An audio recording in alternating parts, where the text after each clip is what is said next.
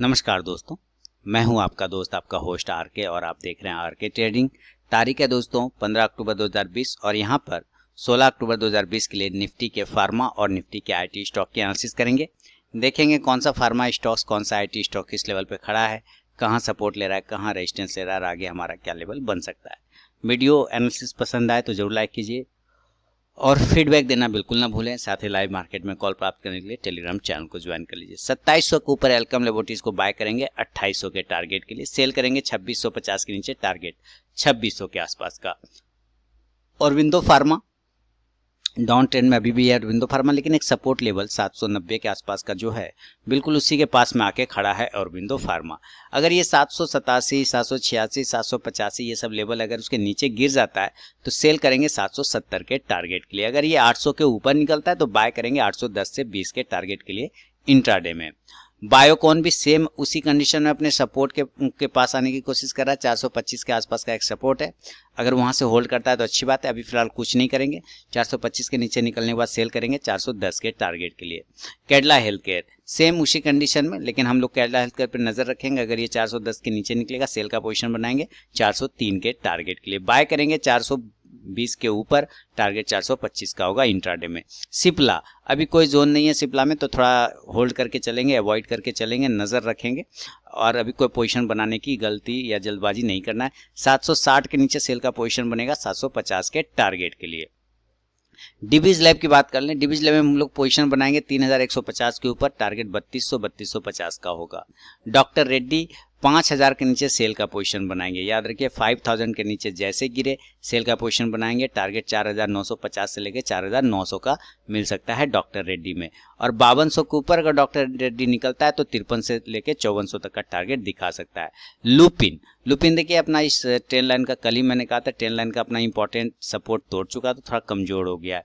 अब यहाँ से अगर इसको बाउंस करना है तो वापस कम से कम हमें 1015 के ऊपर की क्लोजिंग चाहिए, अदरवाइज ये भी वीक रह सकता है। सन फार्मा 500 के ऊपर पॉजिटिव, उसके नीचे निगेटिव, जैसा कि कल ही बात किया था।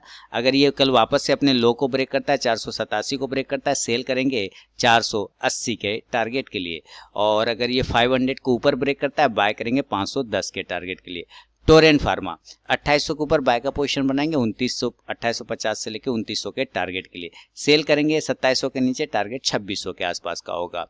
इसके अलावा जो स्टॉक है दोस्तों फार्मा स्टॉक्स का, वो है वोकट फार्मा। तो वोकट को चार्ट लगाते हैं यहाँ पे हम लोग और देखते हैं वोकट किस लेवल पे खड़ा है। देखिए वोकट 310 के ऊपर अब निकलेगा तो बाय का पोजीशन बनेगा। 310 के ऊपर निकलने के बाद 320 से लेकर 30 तक का एक टारगेट मिलेगा।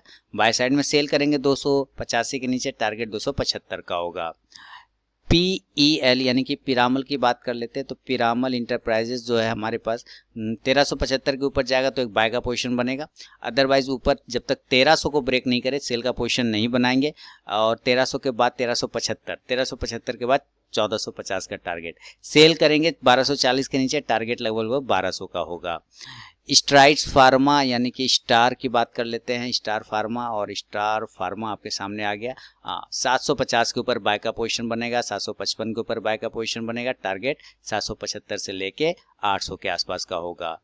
ग्लेन मार्क फार्मा की बात कर लेते हैं, ग्लेन मार्क फार्मा देखिए ग्लेन मार्क फार्मा नीचे लेवल के पास आ गया 470 के नीचे, अगर कल इंट्राडे में निकलता है सेल करेंगे 460 के टारगेट के लिए ग्लेनमार्क फार्मा को। अंतिम स्टॉक है अजंता फार्मा, इसको चेक कर लेते हैं। अजंता फार्मा किस लेवल पे खड़ा है 1546, 1600 के ऊपर बाय का पोजीशन बनाएंगे 1640 के टारगेट के लिए अजंता फार्मा में।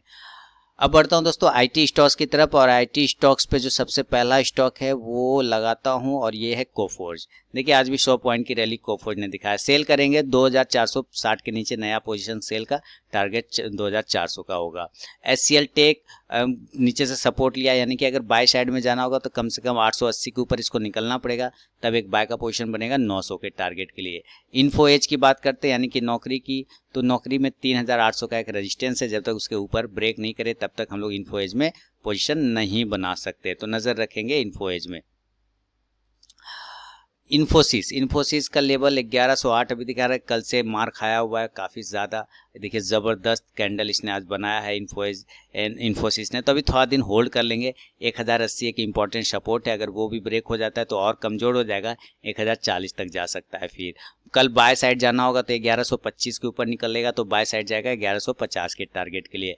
LTI 3400 के ऊपर पोजीशन बनाएंगे 3500 के टारगेट के लिए बाय का, 3200 के नीचे सेल का पोजीशन बनाएंगे, टारगेट 3100 का। माइंड ट्री की बात कर लेते हैं, ज़बरदस्त देखिए माइंड ट्री भी सेम कंडीशन, 1400 के नीचे आने पे कमज़ोर हो जाएगा, 1350 तक का टारगेट दिखा सकता है। एम्फासिस अभी कोई जोन ऐसा तो दिख नहीं रहा है, एम्फासिस अभी चार्ट आपके सामने खुल जाएगा, बिल्कुल 1440 के ऊपर क्लियर होगा 1500 के टारगेट के लिए। TCS मैंने कल कहा था कि आपको 2770 के नीचे सेल करना है और टारगेट देखिए 2730 तक का नीचे ले आया। अब 2700 का इंपॉर्टेंट सपोर्ट है, इसके नीचे आने पर ही सेल किया जाएगा। टेक महिंद्रा की बात कर लेते हैं। टेक महिंद्रा भी आज मैंने इंट्राडे में दिया था, ज़बरदस्त मूवमेंट सेल साइड में आया। लाइव सेशन में तो नहीं, टेक महिंद्रा उसमें इंट्राडे वाले सेक्शन 6 स्टॉक्स में दिया था, मस्त प्रॉफिट बना है यहाँ पे। और यहाँ 800 के नीचे अब इम्पॉर्टेंट सपोर्ट अगर टूटता है 800 का, सेल साइड बनेगा 775 के टारगेट के लिए। विप्रो की बात कर लेते हैं। विप्रो अभी कोई जोन नहीं है, ये गैप फिल हो चुका है विप्रो में। अगर इस गैप के पास से बाउंस होना है तो बिल्कुल सही जगह पे विप्रो खड़ा है, अदरवाइज अगर इसको ब्रेक करता है तो फिर और भी नीचे आने के चांसेस हैं 320 तक।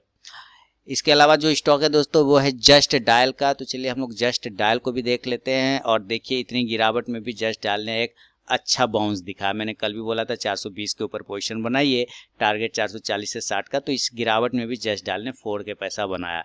अभी पोजीशन नहीं बनेगा, अब नया पोजीशन नहीं कर सकते, इसमें 460 तक का ये क्लोजिंग है, हमें 480 की कम से कम क्लोजिंग चाहिए उसके बाद ही।